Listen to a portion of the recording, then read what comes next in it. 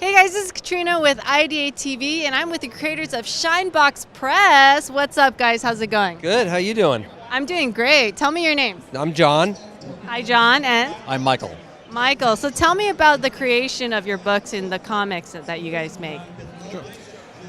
Altered Boys, the Book of Bully this is the first book of a series of 8. It is a Dexter meets Spotlight story.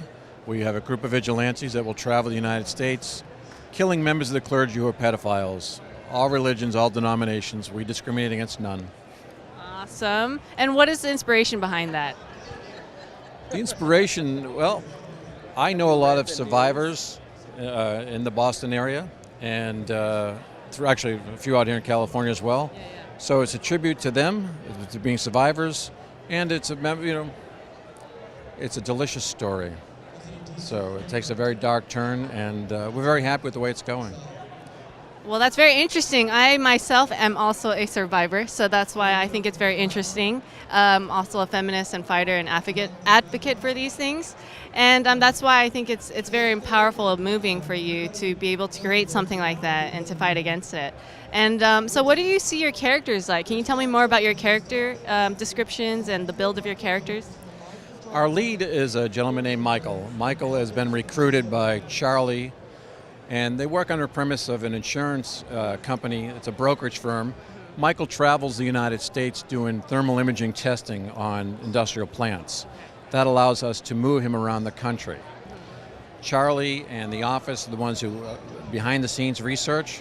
They have the database of all the churches and their settlements with various ministers, rabbis, priests, whatever the title may be. So under that premise, we can move around the country undetected, put him in Boston, and have him take someone out in Rhode Island, of that nature. Very cool. And how are you involved with this creation process? Well, the third guy who's not here right now, Brian and Michael came up with a project, and we originally conceived it more as a TV project, but in order to control it, in order to come up with define the look, control the look, and control it, we decided to take it out as a graphic novel. And I'm a writer, filmmaker, and we're all friends, so we started the process. And we laid it out over the course of 8 books. First book is out, the Book of Billy, and each of the other books will follow one of the main characters the whole thing tying up at the end. So I'm heading the writer's room. And then we went out and found an artist, a guy named Robert Rath, to do the illustrations. That's awesome. So, me being kind of a little bit of a feminist, would you guys eventually kind of introduce a female role or a female kind of... Book 2. All right, did not see that. Okay, yeah. So tell me about Rebecca. Rebecca is, we find out eventually that she's a survivor, and she's been brought in by the organization as a counter to Michael, and Michael's not happy about being benched, and yet they form an alliance, Michael and Rebecca, because they're the two people that are out on the street facing it day in and day out and having to handle it. So contrary to what the Home Office thinks, they actually support each other. And then we also have another one of the bosses, which is Catherine. So it absolutely is a project that doesn't... Survivors come in all shapes and sizes, all colors and religions, all genders. So this is, while on the narrative side, it has to work as a story. It has to be entertaining. Each book has to stand on its own.